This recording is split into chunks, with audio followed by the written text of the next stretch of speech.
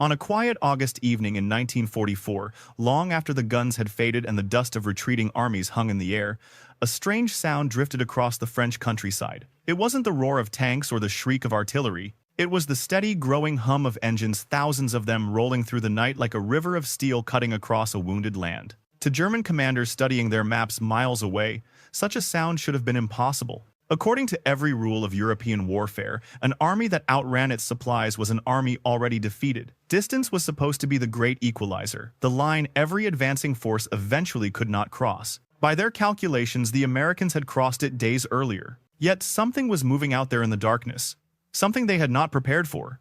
How did an army that should have been immobilized by mathematics continue to accelerate across France? And who were the men, many of them young, exhausted, and denied full rights in their own country, who kept those engines roaring through the night? The answer was a logistics miracle the German General Staff never imagined. But history remembers it by a simpler name: the Red Ball Express. Long before the Red Ball Express carved its path across France, German commanders believed they already understood the limits of mechanized war. They had learned those limits the hard way. On the vast steppes of Russia, their panzers had surged forward only to stall when roads dissolved into mud, when horses, still the backbone of their transport, lagged behind steel columns, and when railway tracks of the wrong gauge trapped supplies hundreds of miles from the front. To the Wehrmacht, logistics wasn't an abstract concern. It was the force that had strangled their greatest offensives. And now, in the summer of 1944, they believed the Americans were about to meet the same fate. From East Prussia, German staff officers studied the terrifying speed of Patton's 3rd Army 12 divisions, pushing more than 400 miles in little more than a month. No army in European memory had moved like this. But the numbers, the Germans believed, made the situation unsustainable. An armored division needed 150,000 gallons of fuel each day. An infantry division required 700 tons of supplies. An armored division demanded 1,000. Patton commanded 12 of them. The math seemed absolute. The Americans had crossed a distance that no amount of optimism could overcome. The laws of physics, as one German general wrote, cannot be violated, not even by American industry. And all those videos and artilleries. Meanwhile, along the shattered roads of northern France, the Americans saw a different kind of problem. The rail network was ruined. Bridges were blown apart. Depots were too far behind to support the pace of the advance. Traditional logistics, slow, scheduled, procedurally perfect, had collapsed under the weight of American momentum. Something new was needed, something no manual had ever described. On the 25th of August 1944, inside a requisitioned French Chio, a small group of exhausted officers gathered around Lieutenant Colonel Laurent Ayres of the Motor Transport Service. Their charts showed the problem plainly. Patton was consuming supplies faster than any army in history. If nothing changed, he would stop within days. But Ayres proposed something that defied doctrine, transforming the roads of France into a one-way, non-stop supply highway running from Cherbourg and the Normandy beaches directly to the front. 20 hours of driving out of every 24. No blackout discipline, headlights blazing at night, no stopping except for fuel or mechanical failure. A 5-minute interval between convoys. A rolling artery of trucks stretching across the country, feeding an army that refused to slow down. To the officers in that room, the idea sounded reckless. To the Germans, had they heard it, it would have sounded suicidal. But to Ayres, it was the only answer to a simple reality. The war's fastest army needed the war's fastest supply line. And within 36 hours, the impossible had begun to take shape. Thousands of trucks, thousands of men, and a vision of logistics that would rewrite the rules of modern war. When the first convoys rolled out on August 26, 1944, the Red Ball Express did not resemble a traditional military operation. It looked more like an industrial tide, unbroken, unrelenting, indifferent to weather, road conditions, or the expectations of European commanders. 2 parallel one-way highways cut across France, one for loaded trucks racing toward the front, the other for empty vehicles barreling back to the coast. Military police guarded intersections. Maintenance units leapfrogged forward every 50 miles. And the convoys themselves, 60 or 70 trucks at a time, departed at 5-minute intervals, day and night, without pause. The backbone of this system was the GMC CCKW 2-ton truck, the Deuce and a Half, a machine so standardized that American mechanics could swap an engine in 45 minutes under roadside floodlights. But the true force that powered the Red Ball Express was human endurance.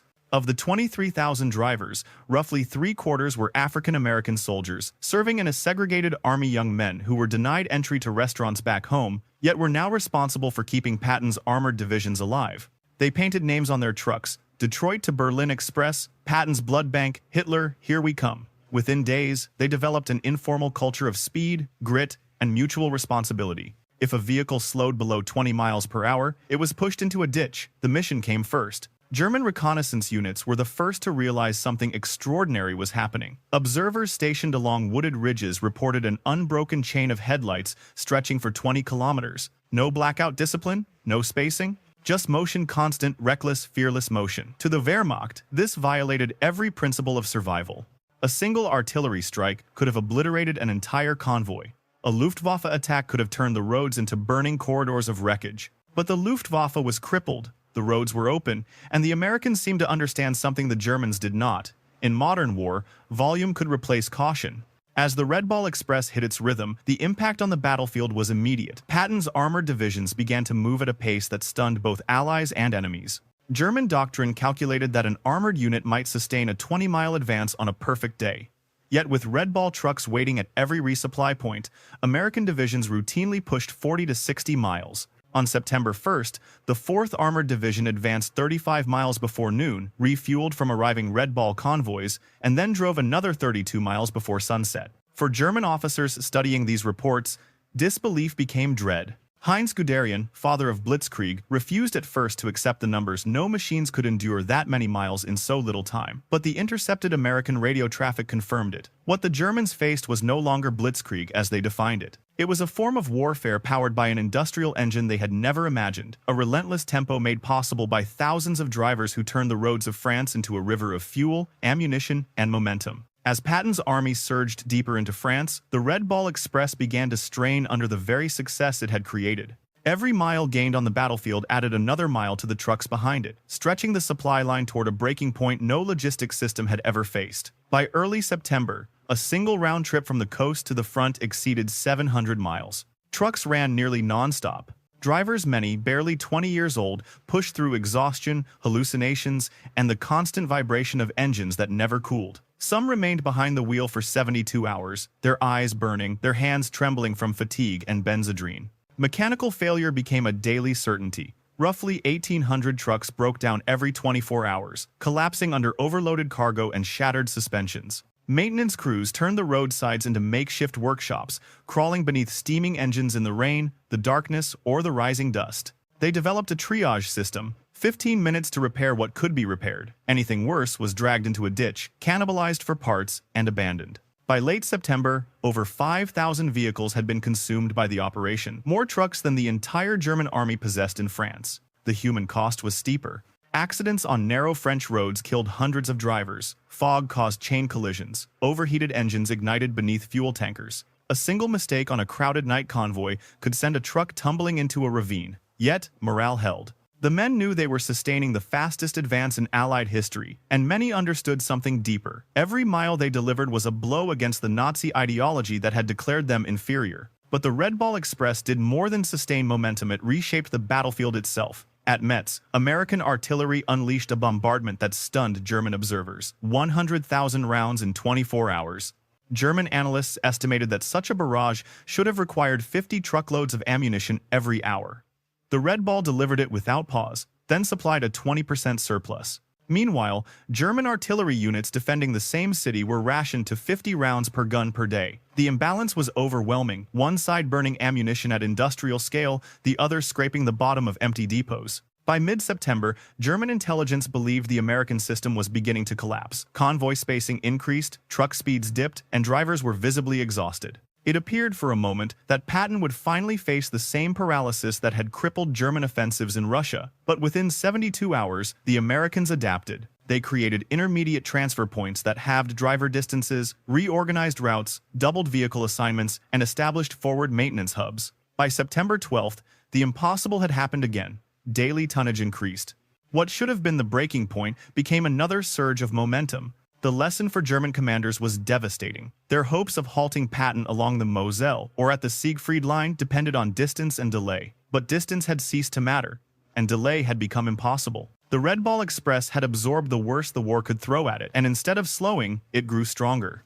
To American commanders watching the Red Ball Express in motion, the operation revealed a truth they had long understood but never witnessed at such scale. In industrial war, logistics was not simply support, was the decisive arm of strategy. Eisenhower himself visited the convoys in September 1944, standing beside roads lined with exhausted drivers who had been operating for 20 hours straight. Many were African-American soldiers serving in a segregated army, forced to eat in separate facilities at home yet entrusted with sustaining the most mobile fighting force on the continent. Observing them, Eisenhower remarked that these men were winning the war as surely as any infantry, a statement that would echo through post-war debates on military integration. To the American public, the Red Ball Express remained largely invisible during the war, overshadowed by the drama of infantry assaults and tank battles. But within the military, it triggered a re-evaluation of long-held assumptions. The operation demonstrated that decentralized decision-making, mass production, and rapid improvisation could outperform rigid doctrine. Sergeants and lieutenants made choices that, in the Wehrmacht, required signatures from colonels.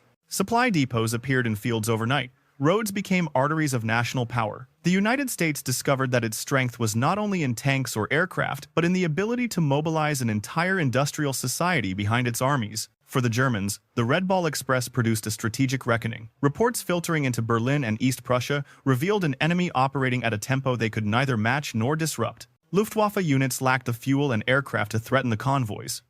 Artillery bombardment proved useless against roads constantly repaired and routes constantly shifted. Field Marshal von Rundstedt famously concluded that the Americans had made distance irrelevant, erasing what had once been the most dependable constraint on mechanized warfare. Across Europe, the Red Ball Express reshaped civilian perceptions as well. French towns that had endured years of scarcity under German occupation now watched endless streams of American trucks carrying food, ammunition, and gasoline. Children lined the roads, receiving candy, soap, or rations from drivers who had little but still gave freely. The convoys became a symbol of abundance, a stark contrast to the austerity imposed by the occupying power. Reports from the German intelligence service noted that resistance activity surged wherever the Red Ball passed, fueled not by propaganda but by the simple evidence that liberation came with resources, not ration cards. By the autumn of 1944, the world had witnessed something new, a demonstration that industrial democracy could outproduce, outsupply, and outlast a totalitarian regime that had defined itself by discipline and efficiency. The Red Ball Express was more than a logistical marvel. It was a statement of American capability that reshaped strategic thinking on both sides of the Atlantic. By the time the Red Ball Express shut down in November 1944, the roads of France bore the marks of a miracle that had lasted just 82 days. Ruts carved deep into the earth, bridges hastily rebuilt, abandoned trucks rusting in ditches like silent memorials to the men who refused to stop driving. The operation dissolved almost as quickly as it had appeared, but its impact remained etched not only into the landscape, but into the very shape of the Allied victory. In the months that followed, German officers studying their defeat reached a sobering conclusion. Their armies had not been broken solely by superior tactics or battlefield maneuvers. They had been overtaken by a nation that could turn factories, railroads, and city streets into instruments of war. In their final interrogations, many German generals spoke of the shock they felt watching American trucks pour across France in endless columns. "We prepared for your tanks," one of them admitted. "We never prepared for your trucks. We never prepared for your trucks." For the United States, the legacy was larger than a single campaign. The Red Ball Express demonstrated that modern war belonged to the side that could deliver fuel, ammunition, rations, spare parts, men faster than any enemy could destroy them. It proved that logistics was not merely the backbone of strategy, but its beating heart. And it showed the world that industrial democracy, with all its imperfections and contradictions, could mobilize a force greater than the sum of its parts. The men who carried that legacy were the drivers themselves, 23,000 soldiers, many of them African-American, who fought their war behind the wheel. They confronted exhaustion, danger, discrimination, and the cold indifference of history. Yet they kept driving, mile after mile, proving through action what had been denied to them in words, that courage, discipline, and excellence belonged to no single race. Their contribution helped lay the groundwork for a different America after the war, one that would eventually recognize the injustice of segregation and the power of those who had served under its shadow. Today, the lessons of the Red Ball Express still echo through every modern conflict. Logistics determines momentum. Momentum shapes strategy, and strategy decides the fate of nations. The convoys that roared across France at 35 miles per hour did more than keep Patton moving. They redefined what victory looked like in the industrial age. What about you? When you think back on this extraordinary operation, what stands out most: the scale, the sacrifice, or the surprising truth that trucks, not tanks, may have been the most decisive weapon of 1944? Share your thoughts below. And if you'd like to explore more stories where warfare, history, and human endurance collide, join us for the next chapter.